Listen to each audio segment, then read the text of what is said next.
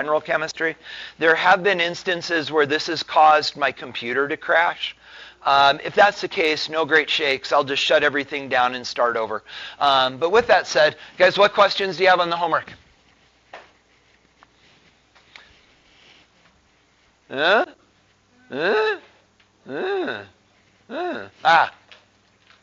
Whoa, hold on. Don't need that. This is actually the magic application that makes all this work. Right, so if I get rid of this, now hold on a second, guys. I got to make sure this is all still, it's trying to upgrade. Not now, remind me later. And now, hold on a second. Whoa. How fun would that be to take what we're doing in class and cast it to some random Apple TV in the school? All right, so output is good. Input is also good. All right, so Miles, what's up? Look at what? Is that this? Oh, yes, please, because this is a little thing that Mr. Ellingford likes to call important. You guys have Ellingford? You notice that he over-enunciates all of his words, including his own name. Here we go. All right, so chapter, 57 old. I don't have it in my book. Tell me more about it. So it's cyclohexane. Oh, yeah. Why are they all the same, right? Yeah, so guys, so many things, but this is important. So let's talk about it. I know that you don't remember, but let's pretend like maybe you do. Guys, when you did the model kit building lab last year in general chemistry, you were offered this molecule, C6H6. This is not cyclohexane, and we'll talk more in a minute about why it's not. But guys, there's some things here for you to understand. So when you drew and built this Lewis dot structure last year, I shared with you the idea that this was a circle. I don't know if you remember that, but I was like, guys, this is a circle. And so as you were drawing this, you're like, most of you, I'm going to try to do this as well as I can. Boop, boop, boop, boop, boop, boop, boop, boop, boopy-doop, boop, and not enough space, but boop. Okay, so guys, we drew this. And then we counted up electrons, and we got 30, and we actually have 6 left. And so, guys, we started thinking about where do we put those additional electrons, and many of you got to the point where you did something like this. But now, guys, when you got to that point, perhaps you now realize that 3 of these carbons don't have complete octets. Yes? So what do we do? Double bond. Okay, so now, guys, we're going to have sort of a bigger conversation than we need to, but it's going to lead you to the big idea. So, guys, these carbons do not have a complete octet. So we can take these electrons and create a double bond. In which direction? Doesn't matter. And guys, we can take these electrons and create a double bond. In which direction? Doesn't matter. Similarly, you get the idea. So guys, this should start to, will you let me do this, resonate in your head. Come on. Come on. Guys, this should start to ring with you, and you should go, oh, wait, we can create these double bonds like this, getting rid of the electrons, but I'm not going to. Right, the unbonded electrons should be gone. Or we could create double bonds like this, and in either case, we end up with full octets. So which one is it? The first or the second way we drew it? It's both, and these are resonance stabilized structures, and this molecule delocalized pi. And guys, actually, it's really cool. You can see it, like literally delocalized pi bonding. Could be here, here, here. Could be there, there, there. And so, guys, consequently, it's everywhere simultaneously delocalized pi bonds. And guys, as a result, we draw it like this. But understand, guys, when you look at that picture, you realize, wait a second, that's really not what this looks like. So, guys, let's go look at what it really looks like. Grab your books.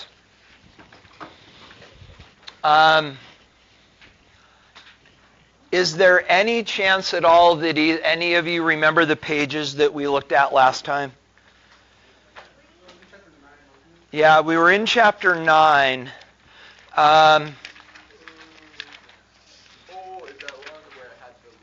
Yeah, we're looking for that nitrate molecule. Oh, I think it's 363. 363? Okay. There we go. So, guys, look at 362. That is actually what this molecule looks like. So that pi bond, that delocalized pi bond, when I learned about this my freshman year in college, Dr. Anthony Guzzo, the thickest Italian accent. We could barely understand him. But to teach this to us, he brought in an egg McMuffin. And he's like, the egg is the carbon ring and the muffin is the delocalized pi bonding. And then he proceeded to eat it in front of us. Yeah, so, but guys, it's really not a bad example. And that was actually his only visual aid for the entire year. Like, seriously, guys, you should see this. So, guys, this was my freshman chemistry book back in 1988. There is, oh, that's not PES. No, that's NMR. Guys, seriously, look at how boring this thing is. There's no pictures. There's no barely color. It's all like, yeah, this is what chemistry used to look like. Anyway, and you had people like Dr. Guzzo. So, guys, with that said, this is a better representation of what this looks like. Is that okay? Okay, now, guys, let's talk about how we draw this. This is organic chemistry. This will be your sophomore year in college, but it is worth mentioning. See, guys, organic chemistry is the chemistry of carbon. And carbon is so important that it becomes unimportant. It's just always assumed to be there. But, guys, carbon literally becomes trivial. Because carbon many times is not the thing that's doing the exciting chemistry. It's everything else around it. So, guys, to an organic chemist,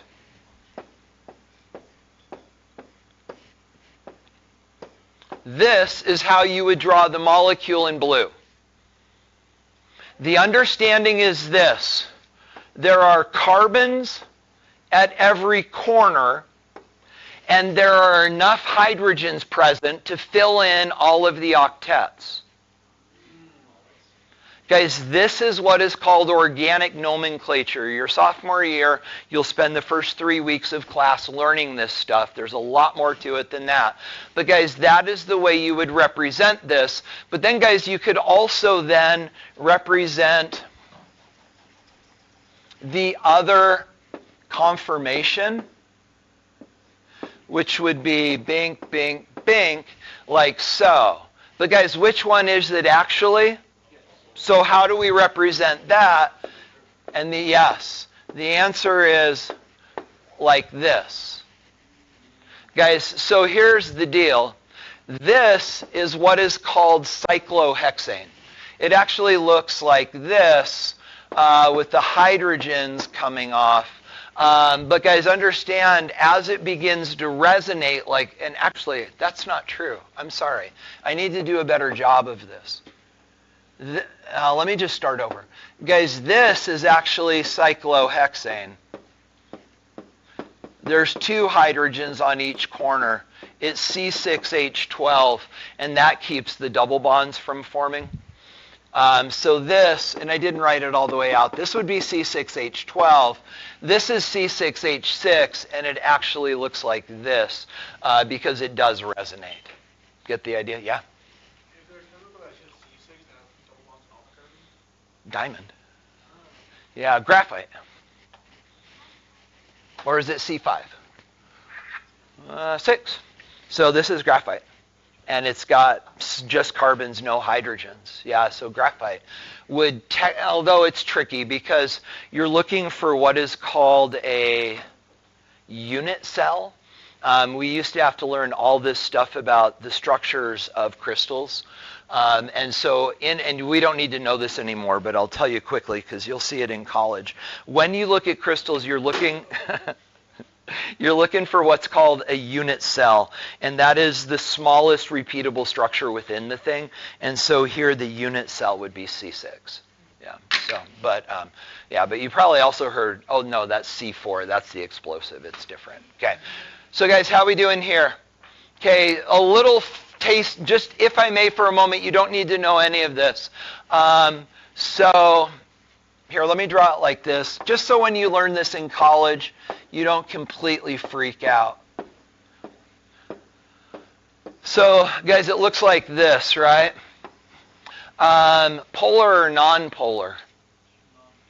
Very, very non-polar. This thing is almost the definition of symmetry, other than it's big. Interestingly, it's also a liquid. Does that cause you problems? Yeah, right? Because things that are symmetrical are non-polar, and if they're non-polar, they shouldn't stick together. But there's stuff that you don't know. This was the stuff that gave you troubles, especially, not troubles, but when we were doing the intro questions on the chromatography lab, and you're like, these are worded weird. It's this stuff. But guys, with that said, when you get into college, you're going to find this.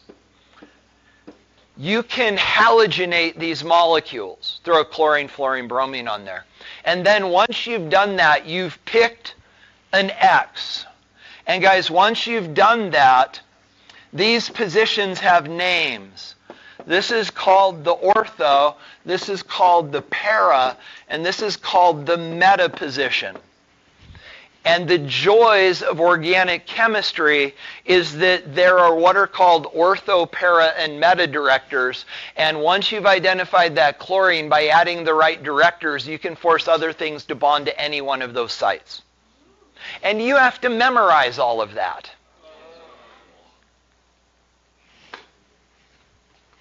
Guys, by the way, when you get to college, if you need help, I don't want to say names.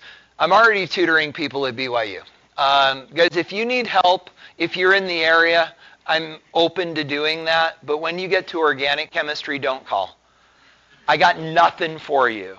Seriously. So, Benjamin, were you going somewhere? No. Guys, other questions about the homework? We okay? That was a lot, I know. So maybe we should say, what do you need to know? You need to know this idea that when organic chemists draw molecules, they draw jagged lines. Like, for example, because you do need to know this, we may as well do it now. You're going to love this. So, guys, this is propane, C3H8. To an organic chemist, you draw it like that. Yeah, so everywhere there's a point or a corner, it's a carbon. So carbon, carbon, carbon. And then understood hydrogens to fill in the rest of the molecule. Now guys, the value of this, which we're going to be talking about today, but let's go ahead and stretch. Guys, how many domains are on this carbon? 4. So what is the domain, what is the geometry? Tetrahedral, what are the angles? 109.5. How many domains? 4. What's the geometry? Tetrahedral angles. Yeah, same thing here, right? Guys, this is actually a better representation because it shows you the molecule is jagged. Right? That's what we're going to get into today. So, guys, questions remaining on the homework. You ready? You need a sheet of paper. Maybe if you have, no, I was going to say no. Erasing is more valuable than colors. I was going to say if you have colored pens, use them. Don't. Erasing is more valuable. All right. Here we go. Oh, Connor, you good? Adam? Yep. L? Yeah. Miles, you good? Yep. Benjamin? Yep. Gabby? Yep. Edward? Caleb, you good? Yep. Natalie? Yeah. Emery, you good? Josh? Yes. Oh? Yes. Calvin? Julio? Yes. Sam? Yes. Mila? Yep. Andre? Yes. Lauren? Wyatt? Yeah. Joni, you good? Yep. Okay. Nikki's gone. Brooklyn? Shelly? Beautiful. Yeah. We're just missing Nikki and Ian. Oh, interestingly, though, those are two of us that didn't do Gen Chem. Well, completely last year. All right, here we go. So, guys, just to put your concerns to rest, well, maybe the awkward moment. We were looking at this and looking at this, and I said, how many domains? And then I said, what's the geometry? And then I said, what's the angle? And you were going, that's what we're doing today. Yeah, so guys, it's been a minute, right? So the trick here is don't panic. Allow yourself time to remember, because it is in there somewhere. You're not learning from scratch. You have what we like to call background knowledge. In educational psychology parlance, we call this schema. You have, guys, things in your head that you're going to be able to hang this information off of. You have a skeleton. Some of your skeletons, like me, have arthritis and osteoporosis, and your skeleton is crumbling. Some of your skeletons are rather strong because this is something that clicked with you. But guys, in either case, you have a skeleton. What we're going to do is we're going to refine that skeleton, and then we're going to hang some flesh on it. But guys, I know. This is actually the way schema theorists talk about learning. It's really fascinating. Oh yeah,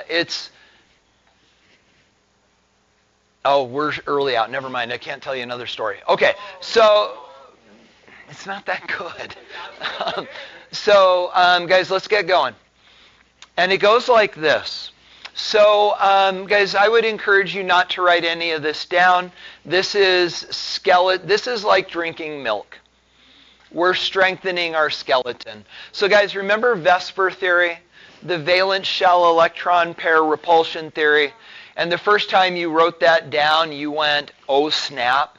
And then you realized after you read it that it's actually obvious that valence shell electron pairs push on each other, because they are pairs of electrons which by definition are negative, and they spread out, and they want to get as far from each other as they possibly can. And guys, as you learned about that, you learned the idea that when we draw Lewis dot structures, they are flat and lifeless.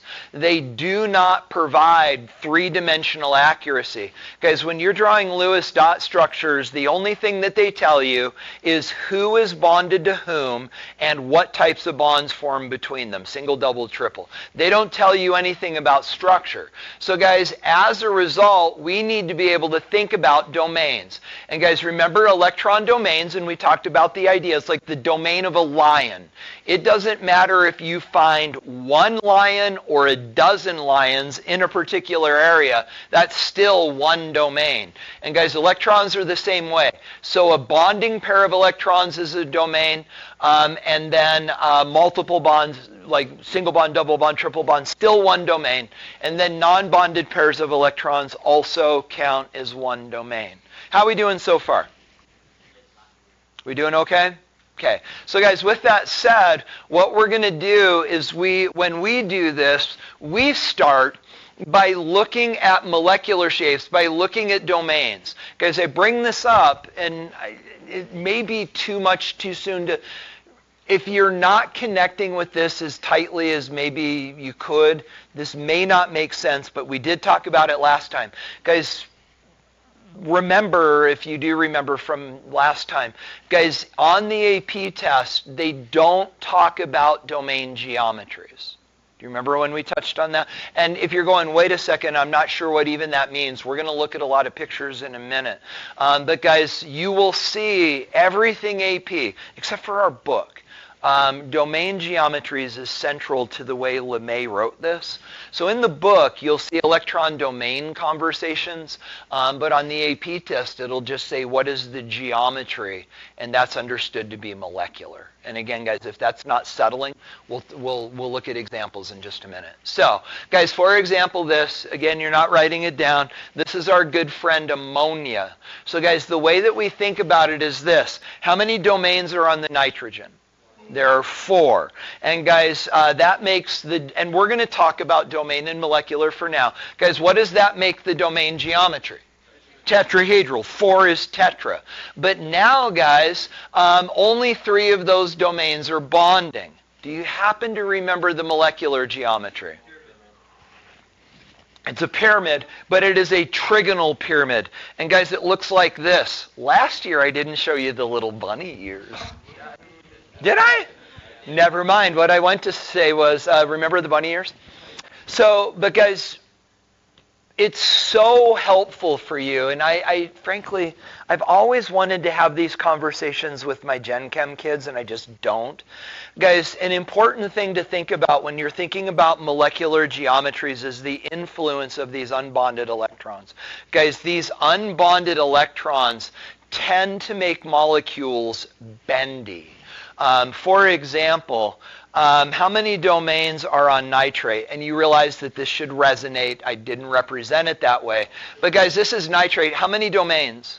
3. So 3 domains is trigonal, planar, and because none of the domains, let me say it in the positive, because all the domains are bonding domains, it's also trigonal planar molecular geometry. So guys, notice the similarities. Both of these molecules have 3 bonding domains. So why is this one trigonal planar and this one trigonal pyramid? The unbonded pair of electrons. So guys, not always, but a good place to start is unbonded pairs of electrons make molecules bendy and therefore not symmetrical. Not always. We'll look at the not alwayses in a minute. But guys, understand when you see unbonded electrons, your little spidey senses should get tingling. And you should be like, wait a minute, what is this unbonded pair of electrons doing to the molecule? Okay, so guys, again, tetrahedral, trigonal, planar. What are the angles? Yeah. So guys, coming back to something that is tetrahedral, both in domain and molecular geometry. Don't look at that. Coming back to something, pay no attention to the man behind the curtain. So guys, it goes like this. Sorry about that. So guys, when we've got something that has 4 domains all bonding, this is tetrahedral in domain and molecular geometry. What is the angle here? 109.5. That's the number you need to know. The base, and we'll write them down later. The base angle is 109.5. Guys, this also has 4 domains. So the base angle is still 109.5. But what does this do to these angles? Sorry. Right. Pushes them down. Oh, hello. So guys, it squeezes them down, and it makes the angle smaller. And I've had people say, well, wait a minute. It makes this angle bigger. But guys, remember, this angle doesn't exist because this is an electron probability cloud, and there's nothing there to measure off of. So guys, the only thing that we can do is measure the angles between nuclei, and this angle closes down because this is bigger and fatter and shorter and pushes away. Is that okay? So guys, understand the way that you'll see that on the AP test is they'll say something like, explain why the bond angles in ammonia are less than 109.5. And you need to talk about the repulsion of the unbonded electron pairs. Are we okay? Okay. All right. So, you guys ready to get into this? What's her? What?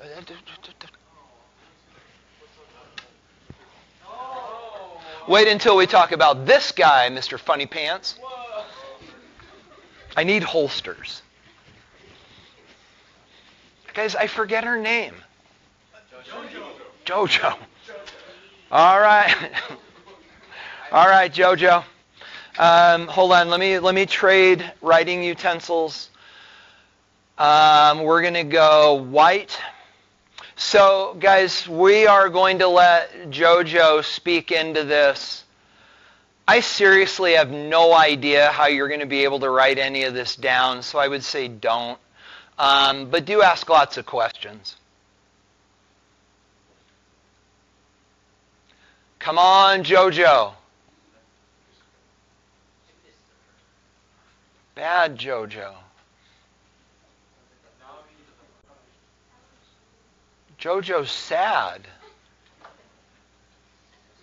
No, and seriously, guys, this is an issue because I can record easily my audio into the screencast. The problem is recording the video audio, if that made any sense at all. Audio? No. Oh! That's interesting. No, I don't want to do that. Format. Here we go. Movie. That's crazy. Sounds up. Okay, let me try this. Sorry, guys. This is moderately important for me to get right. Why is there no sound?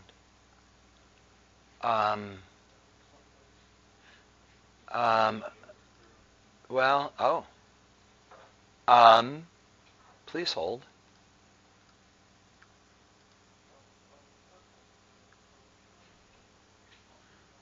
So that's playing. I'm sorry? No, that was it. That's all that should have been doing. So sound settings. So light speed is my input. My output is, let's just put it back. Okay. Let's see what happens now. Guys, thanks for being patient. So if I go here and play. Oh, wait a second. No, this can't be it. No. So pause. Let's see if I just have music.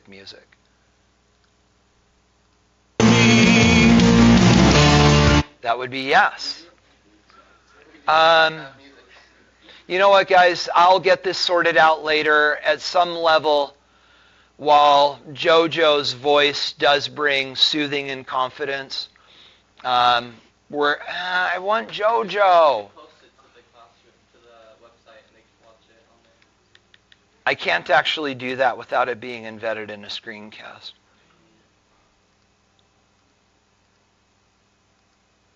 Huh. Yeah. Oh, yeah.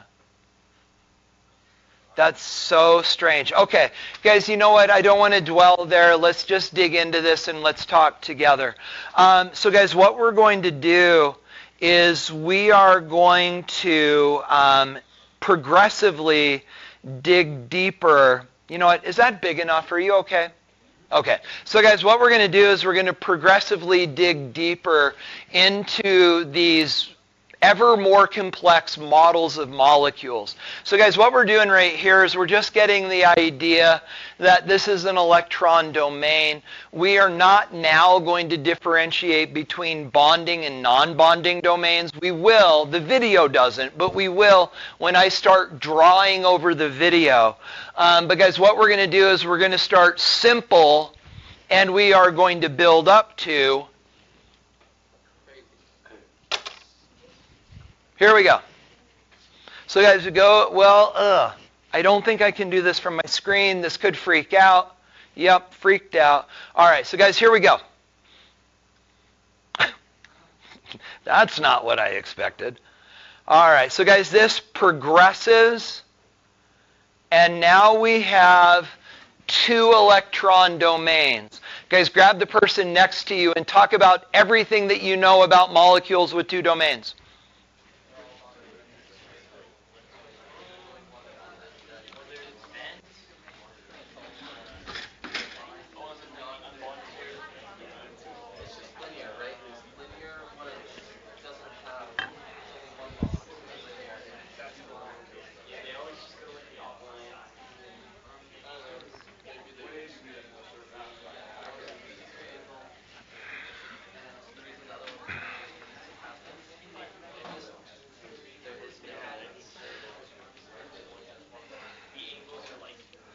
So guys, let's talk about this. So I'm going to try to give you real world examples of molecules that fit the conversation we're having. You're going to find that eventually this turns into molecules where I'm just going to have to say this is atom X and this is atom Y. But guys, for now, and again, domains, right? Unbonded, single, double, triple, we're calling them the same.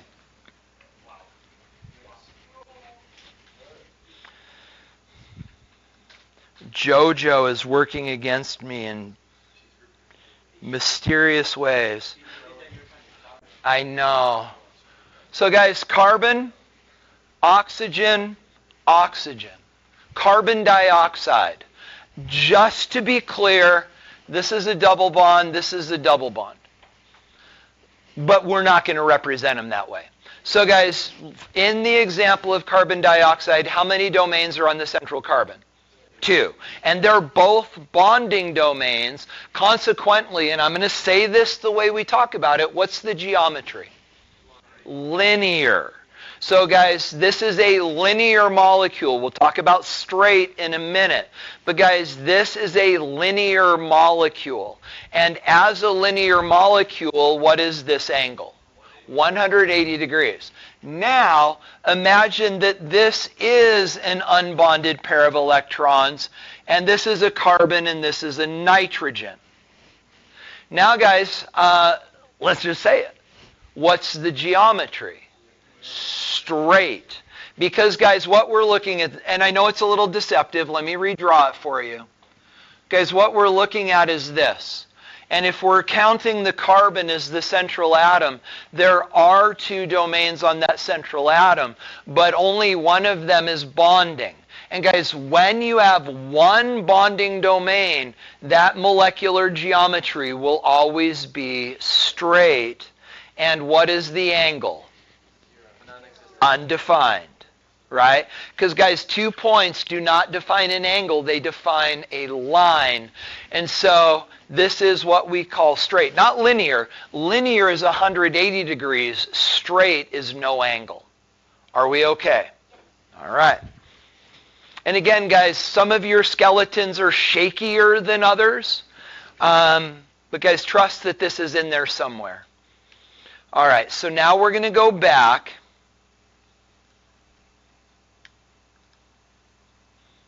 To here, and then JoJo flies in another domain. So guys, now we have 3 domains. Let's talk about this. So 3 domains, what is the domain geometry? Trigonal planar. And guys, what are these angles? Wow, 120. So guys, you've got a 360 degree circle broken into 3 parts. It's 120. So with that said, what we're talking about here is something like nitrate. So guys, nitrate has 3 domains. We understand this resonates. As Connor got us thinking last time, that's why we draw each of the conformations. Because we can look at any of those 3 conformations. We drew it on notes last time. Guys, we can look at any of those conformations and we can see the 3 domains in the 120 degree angles. Is that okay? Okay. Now, guys, imagine that we do this. This now becomes, and I'm realizing I should redraw a little bit. So this is an unbonded pair of electrons. This is a double bond to an oxygen. This is a single bond to an oxygen. That's nitrite. So, guys, what we're talking about now, What we're talking about now is this. So we've got a single bond, double bond to the top oxygen, a single bond to the bottom oxygen, and then an unbonded pair of electrons. Again, guys, how many domains? 3, right? But one is unbonding. What does that do to the molecule? Makes it jagged and bendy, right? And so, guys, this is in fact called bent. Thank goodness it looks bent. And then, guys, what is the angle in this molecule? Less than 120. Is that okay? Okay. All right. Guys, again, it's going to freak out. We're developing a rhythm, which involves freaking out. So now we're back. This is going to freak out again. All right, so here we have our trigonal planar. And bum, bum, bum. Now, guys, we have 4 domains. What do we call a 4-domain molecule? Tetrahedral. What are the base angles? 109.5. What then is this? Tetrahedral and 109.5. This is methane. Now, guys, we're going to do this. We are going to make this nitrogen, and this is an unbonded pair of electrons, and then we've got 3 bonds to hydrogen. We've already looked at this. Doesn't mean I know where it is. There it is. So, guys, this is ammonia. We've got the unbonded pair of electrons on the top. What's the geometry now? Trigonal pyramid, and the angle is less than 109.5. Okay, so now, guys, let's do this. I'm going to do it through erasing. We're going to take away the nitrogen, and we are going to make this an oxygen, and we're going to take away a hydrogen, and we are going to replace it with another unbonded pair of electrons. What do we have now? Water. And, guys, it looks like this. So we've got the unbonded pairs of electrons up and right, and then we have the 2 bonded hydrogens. But again, guys, these unbonded pairs of electrons push this angle down. What's the angle? Less than 109.5, and what do we call this? Bent. All right. Then, guys, the last one, I think I built it. Oh, goodness. Let's take this, and let's make this happy little guy fluorine, and then let's get rid of this, and then let's replace that with another unbonded pair of electrons. This is hydrofluoric acid. And, guys, what's the geometry? Straight. I didn't ask domain. Again, it won't be on the test. The domain is tetrahedral. But, guys, understand that this would be straight because 2 points don't define an angle. They define a line. That's straight, and the angle is undefined. Yeah, the word we use is undefined. Is that okay? Okay. All right, y'all.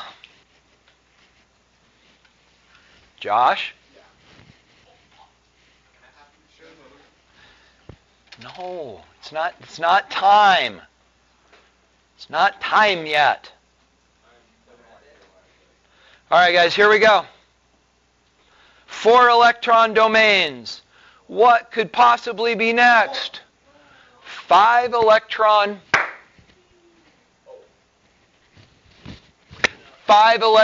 domains.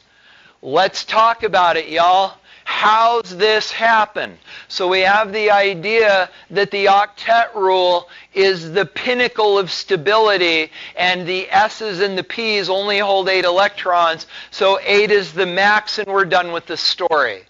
Guys, we'll talk more on Friday about how this happens. It's brilliant. It's a process called promotion and hybridization. Guys, we'll talk more about how this happens on Friday. For now, you just need to know, I don't even need, ouch, my hip. Guys, for now, all you need to know is the d electrons for some of the bigger nonmetals actually sort of sneak up and go, hey, over here. Can I come and bond with you? And literally that's what they do. It's called promotion. They go, I'm going to go up there, and I'm going to go make bonds. And guys, again, we talked about this last time. These atoms in the middle actually have enough surface area that we can pack 5 and 6 things around it. Go ahead.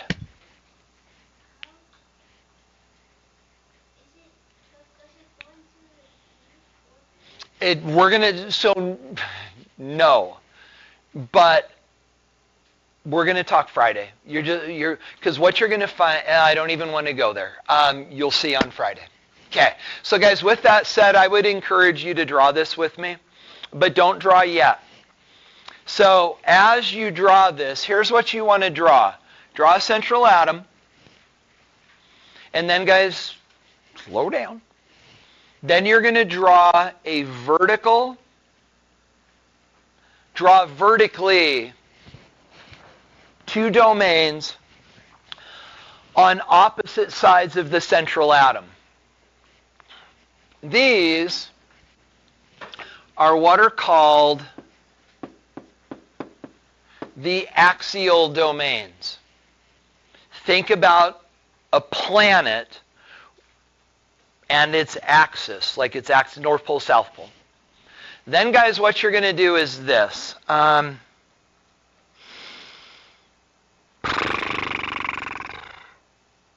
Yeah, okay. I'll show you how to do this when we draw Lewis dot structures later. Let's do it this way for now. Here, and here, and here. Guys, these are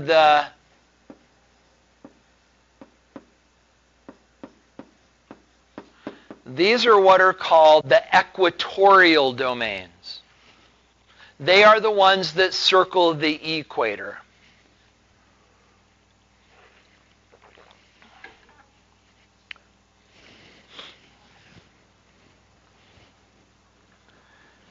Now, guys, chat with your table mate about what these angles must be.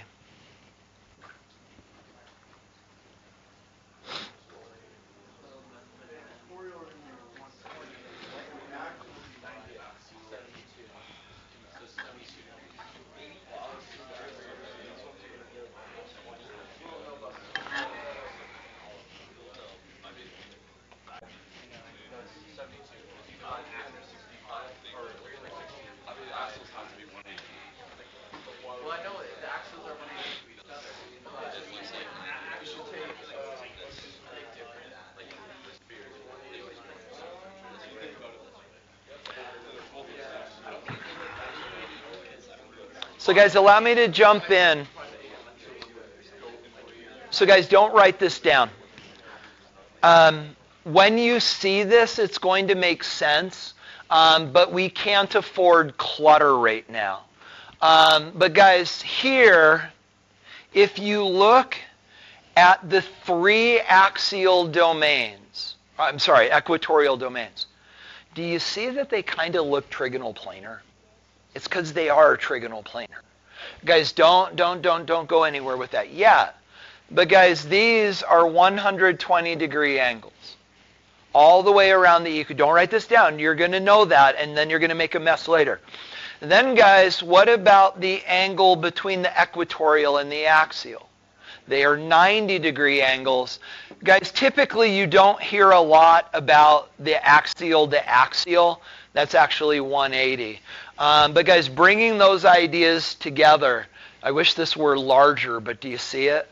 So here's your equatorial domains, and they're 120. And then you can see that the axial domains are 90 degrees to each other. Is that okay? Okay. Now, guys, I have an important question for you. Let me clear my clutter. I don't know if I can actually do this just by undoing. Oh, hey, look at that. Guys, here's the question. Axial or equatorial? Looking at one axial domain or one equatorial domain, which one has more empty space around it? Which one has more elbow room, if you will? Axial or equatorial? It's actually the equatorials. So guys, look at why. If you look at the axial domain, can you see this okay? So guys, if you look If you look at the axial domain that's in my hand, in my fingers, it is 90 degrees to its neighboring buddies. If you grab an equatorial domain, it is 90 degrees to two domains, but 120 degrees to the others. And guys, you can almost see it. Like this guy right here, he's like living large out in the country. And these guys right here, they're a little more cramped. You get the idea? This is important. The reason that it's as important is when you have unbonded domains. Remember, guys, unbonded domains are short and fat, right? Guys, when you have unbonded domains on these structures, those unbonded domains go in equatorial positions.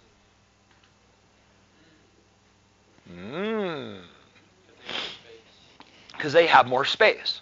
The idea is, remember, the unbonded domains are short and fat. So, guys, this is where I'm not going to try to give you examples of actual atoms right now.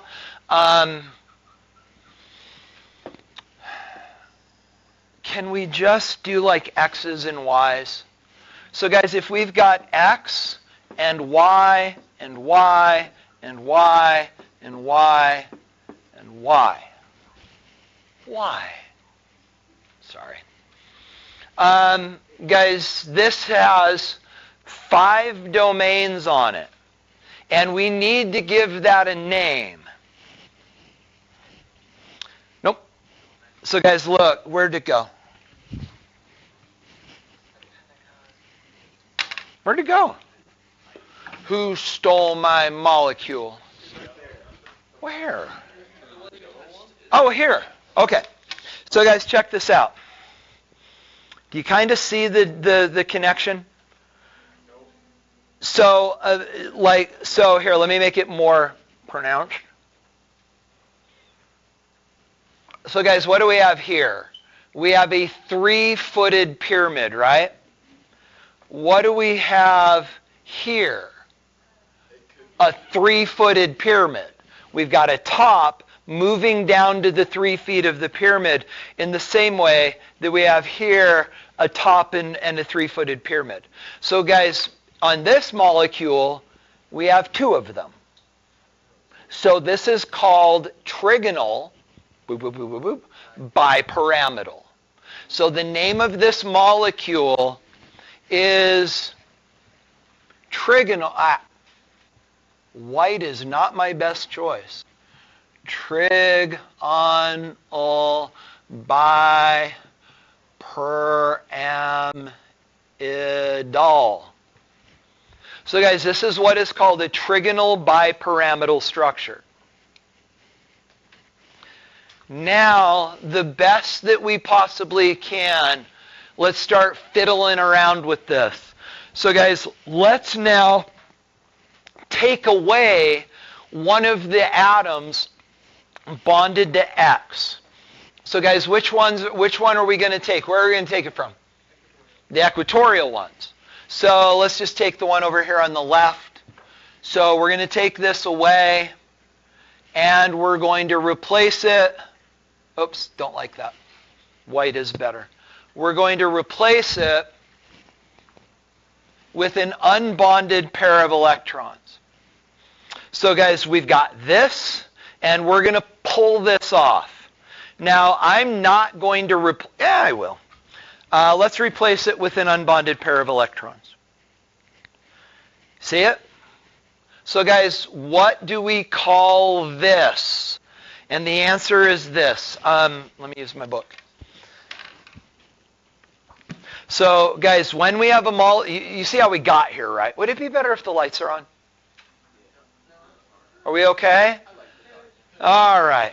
So, guys, when we talk about this molecule, we set it down like this. Can you see that okay? And now it functions as but we call it seesaw. So, guys, this molecular shape is called, not teeter-totter, it's called seesaw. Frankly, I think of it as a teeter-totter as well. Guys, this is what is called seesaw. No, it really is. It's called seesaw. I'm not making that up. Yeah, so this molecular geometry, is called seesaw. It's either all something Greek or I know. All right. So now, guys, let's do this again. And let's pull off another Y. And let's replace that with 2 electrons. Guys, notice where I pulled those electrons. Well, notice where I pulled off the atom and put the unbonded pair. Still equatorial. So guys, now I'm going to pop another equatorial domain and replace it with an unbonded pair, and it looks like this. So guys, the shape of this, T-shaped.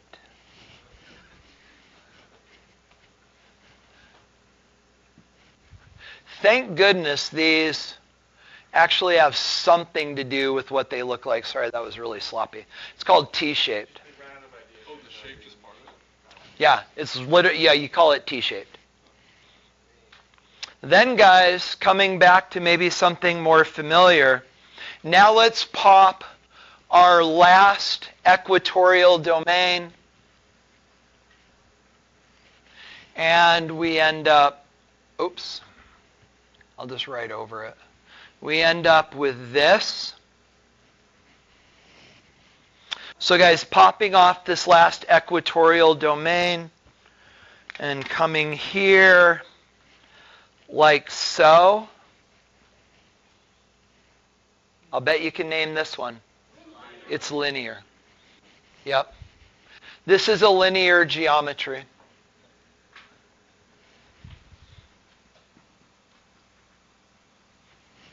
Like so. How we doing? We okay? Okay. So guys, we've got one more to do. The bell's going to ring in a moment. We are okay. We will take a break and come back, but we're going to come back to lecture and not to lab because we need to wrap this up. So clean up my mess. Go back, click here, go back, click here. All right, Jojo, we know you're in there. We trust that you're still, oh, there it is. No. So guys, the next little ditty is this little ditty. Take a break and we'll talk about it when you get back. Boom. Oh, dear goodness. Come back. Okay, I'm going to get rid of you. Oh, my life. There we go. All right. So, guys, this is the end, of the journey. We're going to go lights off again just so you can see the white drawings. So, guys, this is the last of the structures that we need to talk about. When it goes past 6 domains, it gets into a whole new type of bonding that's called coordinate covalent bonding, and we don't need to know that. We will talk about it very briefly because there are some molecules that you need to know that exhibit this thing called coordinate covalent bonding, but we're not going to talk about it until AP review, and so that'll be when I'm in my walker. Guys, with that said, we got to talk about this 6-figure dude. So let's draw it, and then let's tear it apart. So guys, what we're going to do is we're going to do, am I in white mode? I am now in white mode. We're going to go a guy in the middle, and then we're going to go up and down, and then good luck with this, like so.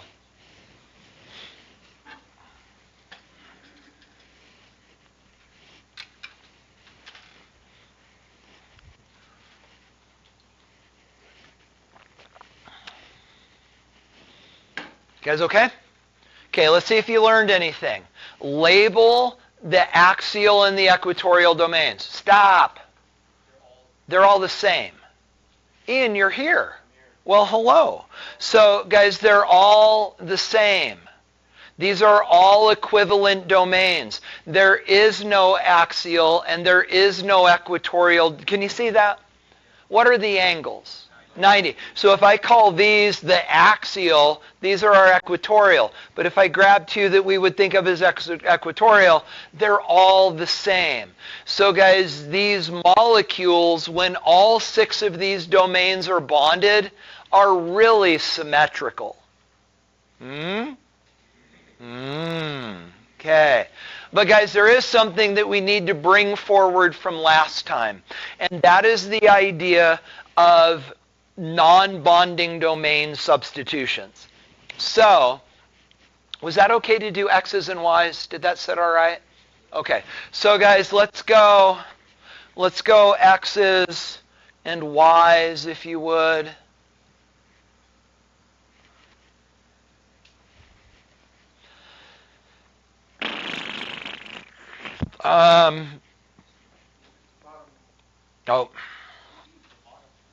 We'll get it in a minute. I'm trying to figure out a way to do this that's going to be the least, like, not confusing, but misleading. So, you know what? Let's actually do this. It was serendipity.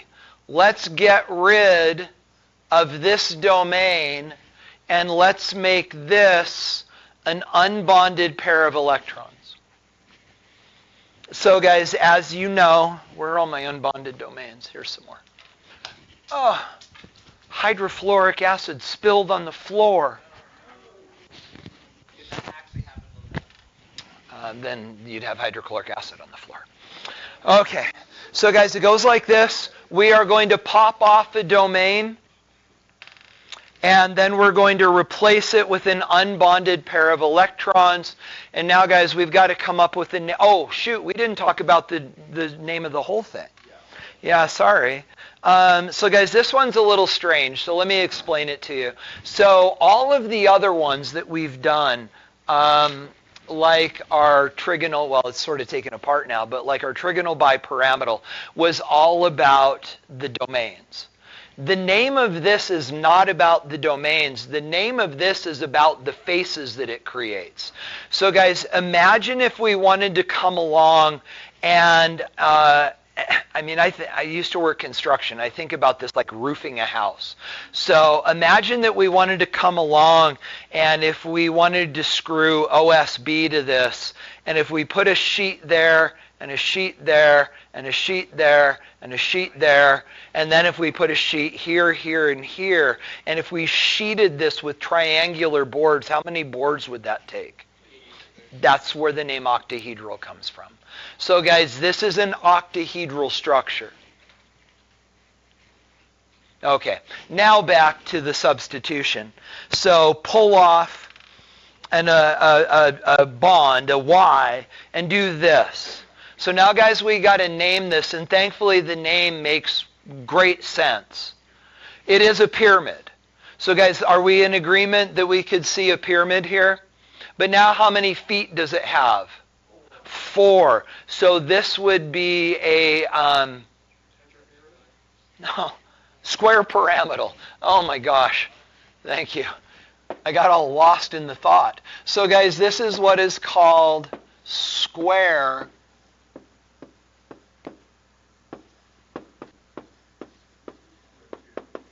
So this is what is called square pyramidal.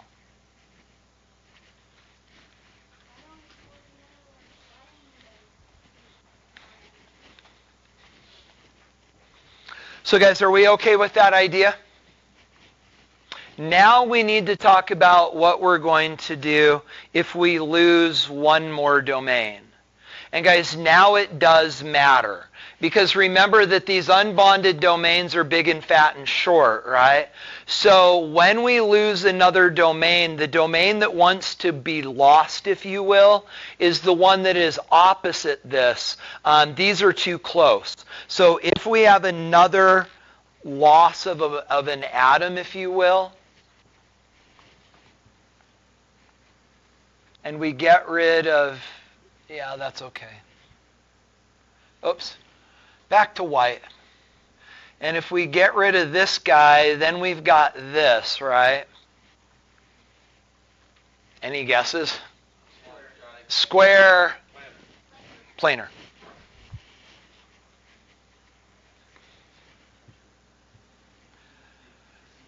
So this is what is called square planar. And then guys, I don't remember if we need to do 3 and 3 in here. I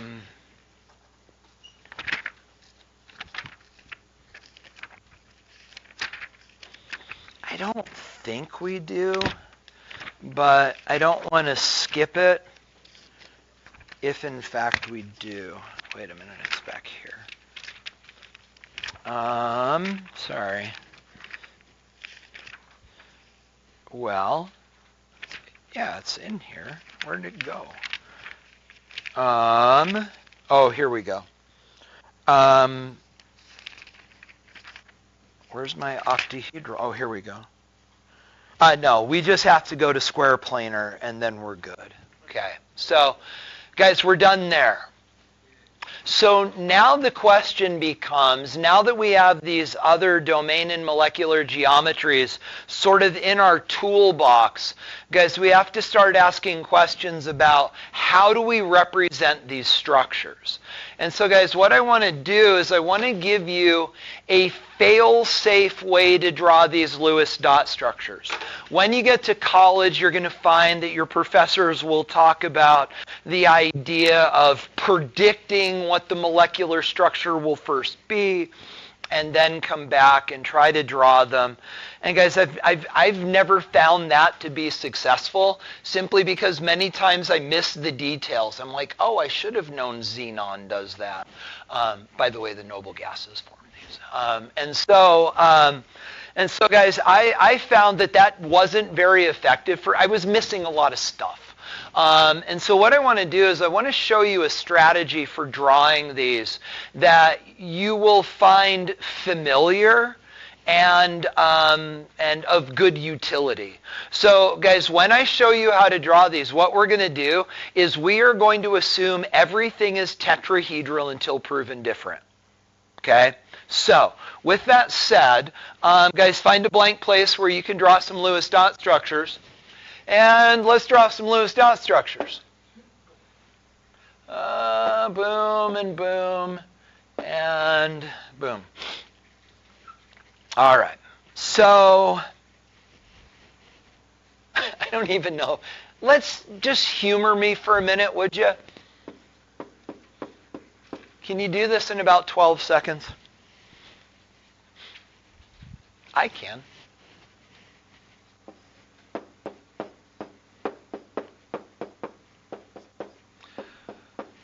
So guys, why did I have you draw the simplest organic molecule in existence that hopefully you all knew was tetrahedral in domain and molecular geometry and has 190 degree or a 109.5 degree angles?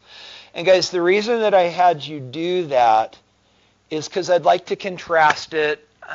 You know what? I don't want, maybe we have to go all the way down there. Let me take a look and see.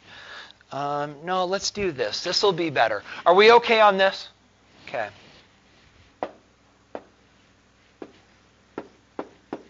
SF4. So, guys, here's the hazard. You're going to look at SF4, and because you've been drawing Lewis dot structures up to this point, with the octet rule being a cap, you're going to see SF4 and you're going to go, it's got to be tetrahedral, right? And again, guys, this is why this method works, because we always assume things are tetrahedral. So what we're going to do is we are going to draw this tetrahedrally. Everybody's favorite adverb. Tetrahedrally. I know. I love that power. All right. So now, guys, here's the risk. You would do this and you would go, done, but you're not. Guys, at this point, we need to actually fall back to our habits, and we need to count valence electrons. 6 and 28. Oh. There we go. So, guys, we've got 6 and we've got 28. So we add those up and we've got 34. Catch me if I do something dumb. Because my head is like, we're good there, right? And then we've got 8 electrons on the board, so we have 26 electrons left. Does that seem right? Okay, so now guys, let's get those on the screen. 2, 4, 6, 8, 10, 12, 14, 16, 18, 20, 22, 24. But guys, we've got 2 electrons left. Did they go on the fluorine? No. Don't go on the fluorine.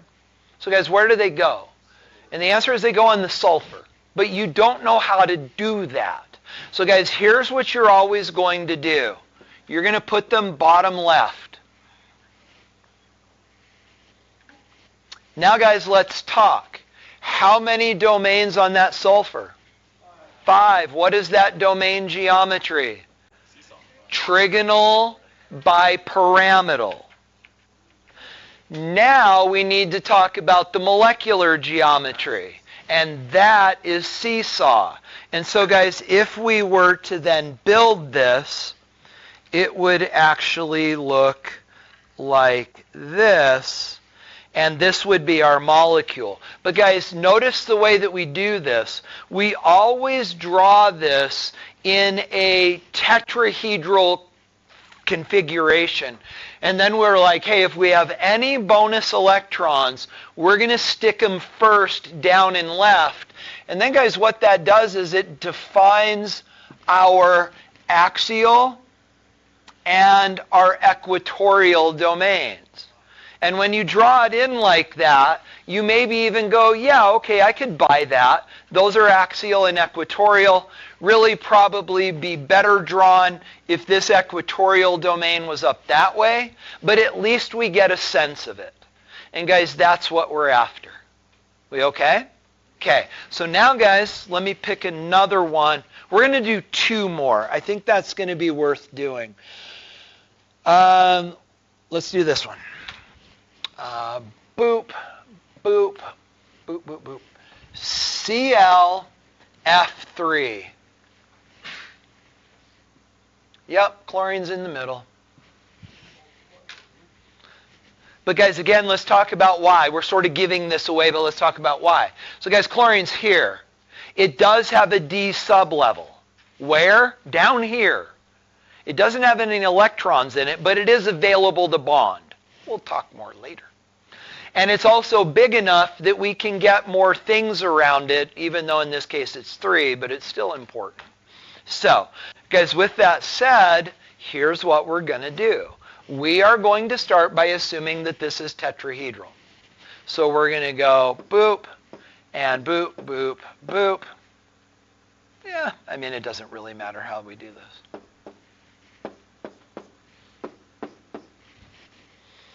Now, guys, you take it from there.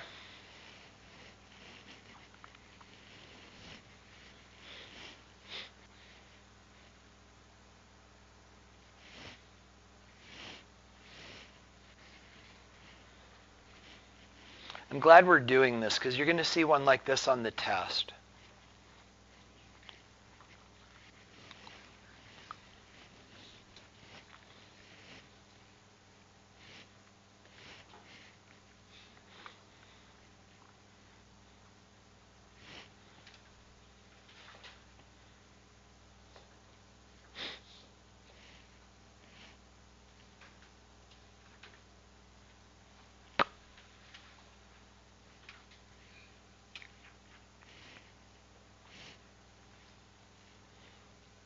We okay?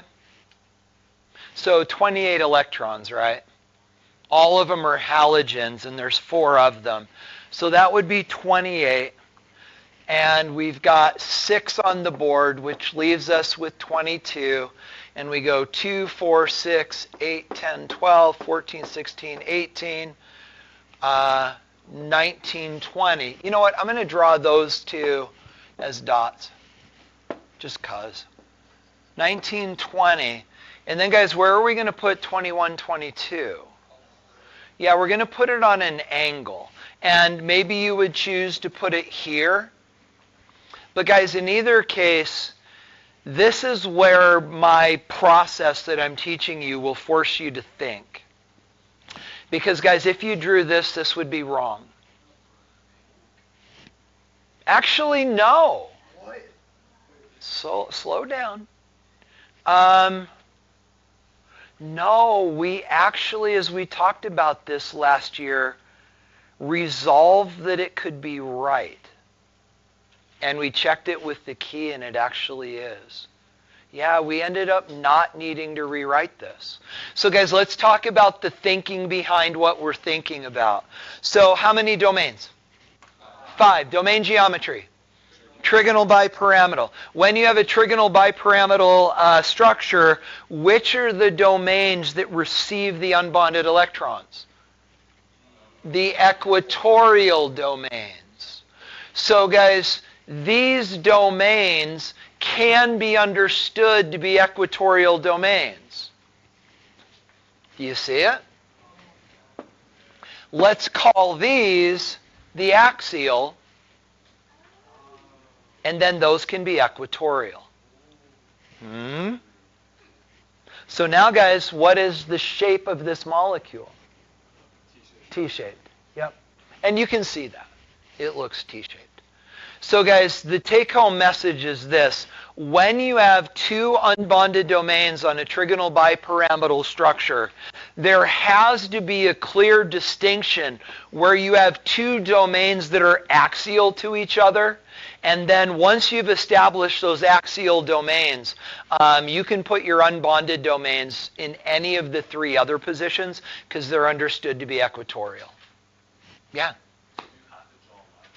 No. How are we doing? You okay? Okay. So guys, we're going to do one more. Please. Okay, it's been bothering me, and maybe I forgot something how to write down those structures, but for chlorine, since it's 7 electrons, wouldn't only one fluorine be allowed? Right. So exactly, right? Because from the kinder, gentler days in general chemistry, chlorine had 7 valence electrons in one bonding site. And that would be true if the only valence electrons in chlorine are the S and the P. What we're saying is that the D electrons can become valence. What's actually happening is some of those S and P electrons in chlorine are promoting themselves into the D sublevel. Takes a little bit of energy to get there, but they're promoting themselves into the D sublevel, and then they become available for bonding. So you're right. So let's do another one. This gets even worse. Let's do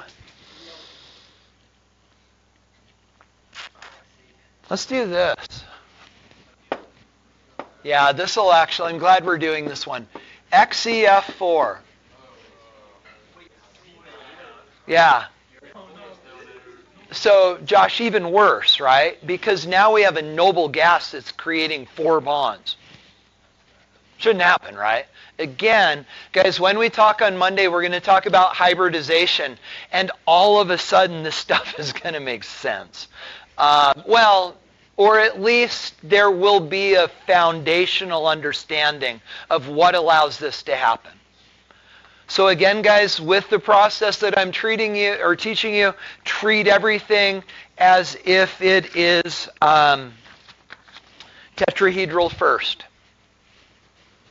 So we've got Xe, we've got F, F, F, and F. This is different. 8. That's what I was saying. Yeah, right? You're like, wait a minute. And 28 is 36 minus 8. Check me, guys. 28? All right. So now, guys, let's spread these around. 2, 4, 6, 8, 10, 12, 14, 16, 18, 22, 24. No. 2, 4, 6, 8, 10, 12, 14, 16, 18, 20, 22, 24. So we have 4 left. Guys, where do we put them? And again, I strongly encourage that you just build that. It doesn't really matter, but it's nice to not have to think. And it's never wrong to put them bottom left. But now We have 2 more to place. And now it does matter where they go. Yeah, they've got to be up here because they have to be as far apart from each other as possible. So now, guys, how many domains on the xenon? Yeah, 6, right? So that makes the domain geometry octahedral, but 4 of them are bonding, so the structure is square planar, and it looks like this. Yeah, and the fluorine should be green, but yeah. Does electronegativity have to do with this being able to work? Because we're using fluorine. Yeah, so good question. And it is about electronegativity.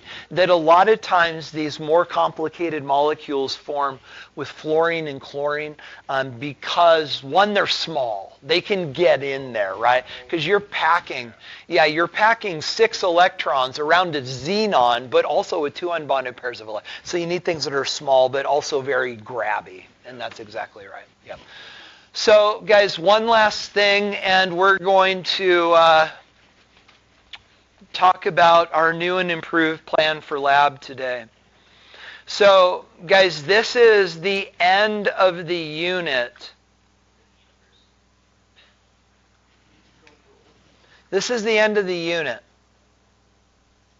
And it goes like this. So, guys, we need to come back to the idea of polarity. Actually, you know what? Hold on. Let me go up here. So, guys, polarity is all about symmetry. Guys, listen. Polarity is all about symmetry. When the AP authors ask you, is this molecule polar? If you write down anything other than a symmetry argument, don't. Guys, seriously, that's all you have to think about. Well, the electronegativity and the imbalance forces, and no, it's symmetry. So, guys, the bottom line is, if a molecule is symmetrical, it is not polar. If it is symmetrical, it's not polar. Why am I being so strong about this? And, guys, the reason is because the next unit, the hardest unit on the AP test, and guess what it's all about? Intermolecular forces. And what are intermolecular forces all about? Polarities, right? And then intermolecular forces, dipoles, but it's not that simple. We'll talk next time, next unit. But guys, at the end of the day, don't make this harder than it needs to be. They will ask you, is this molecule polar? And the answer is yes, because it's not symmetrical, or no, because it's symmetrical. Can we all do that? Yes. Good. All right. But guys, understand that when we talk about symmetry, if you've taken physics, maybe you've heard of the idea of vectors. No? All right. If you know about vectors, if you don't, you're fine. We'll look at it another way. But if you know about vectors, guys, that is literally what we're talking about. We can calculate the magnitude of these vectors by looking at the 2 electronegativities. We did that last year generally, and it's just going to be general this year. But we said, for example, oxygen is more electronegative than carbon. Oxygen is more electronegative than carbon. And so we have the 2 vectors, the 2 dipoles. But the trick is that these dipoles are equal and opposite. And as a result, they cancel out. Or in vector language, the vector sum is 0. If any of that makes sense to you, that's what we're talking about. If it doesn't, you'll never need to say those words. You just need to see that this and this are symmetrical, and therefore it is nonpolar. Now, guys, we need to bring this back to symmetry. So, what is it that keeps a molecule from being symmetrical? One of them is, we called it dots. If you have dots on the central atom, these things are most of the time not symmetrical and therefore polar. The one exception to that would be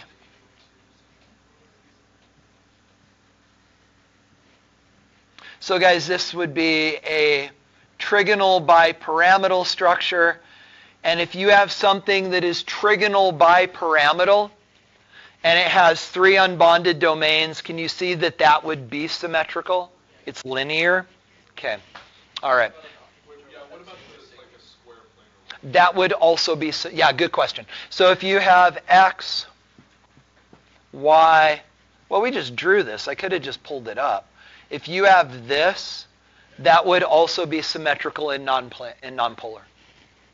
Do you see that? It's square planar. Is that okay?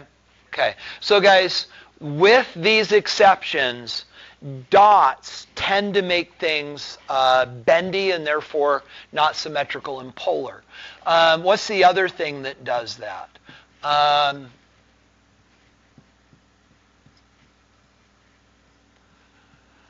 Like so. Different atoms bonded around the central atom. Guys, that is the other thing that makes things non-symmetrical and therefore polar. So you're looking for dots with a few exceptions, and you're looking for different atoms. Is that okay? Okay. So guys, with that said, boop, boop, boop, boop, boop. So guys, I hate that the answers are here, but this is the idea. So here we have a molecule that is polar because the atoms are different. Here we have a molecule that is symmetrical and not polar. It's trigonal planar. So it doesn't have dots on the central atom. You're like, wait a second, shouldn't it? Because doesn't it have, and it doesn't. In this case, boron. Maybe we should draw the Lewis dot structure. Guys, boron actually doesn't complete a full octet. It's a group made of aluminums. Maybe we'll draw that. Then guys, here, clearly tetrahedral and not polar. Here we can understand that that one is polar. What is it that makes it polar? The unbonded electrons, which aren't represented. And then this one would be polar, non-symmetrical, and polar because the chlorine is not a hydrogen. Is that okay? So guys, literally, symmetry determines polarity. That's all you have to say. Good? Okay. So guys, with that said, let's do BF3 really quickly, just because it would catch you off guard. So it goes BF3. So we start with boron and 3 fluorines, and this is 3, and this is 21, which gives us 24. 6 gives us 18. 2, 4, 6, 8, 10, 12, 14, 16, 18. And guys, there's no way to give boron a full octet because fluorine can't create double bonds. You're now learning that it can be in the middle, but guys, it can't create double bonds. Why not? You'll find out on Friday. But guys, understand that that is where boron trifluoride ends up settling down because the formal charges go through the roof when you try to think of fluorine being double bonded, and as a result it stays there. So that would be, what would the molecular geometry be? Trigonal planar, and therefore symmetrical and nonpolar. We okay? Okay. So guys, literally there's one more little teeny bit to learn on Friday, and then a lot of really interesting things to talk about. Guys, let me get your homework in front of you, and then we are going to talk about the rest of our day. That's what I'm talking about.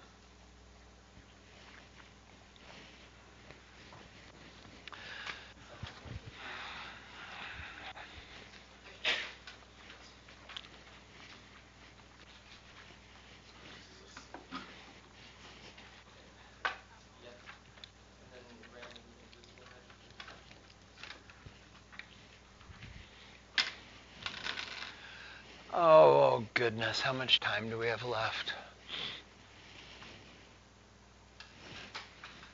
This is so dumb. Sorry, that was just my You're okay. You guys get all of this? Are you good? Well, it's on our website. Just go look it up.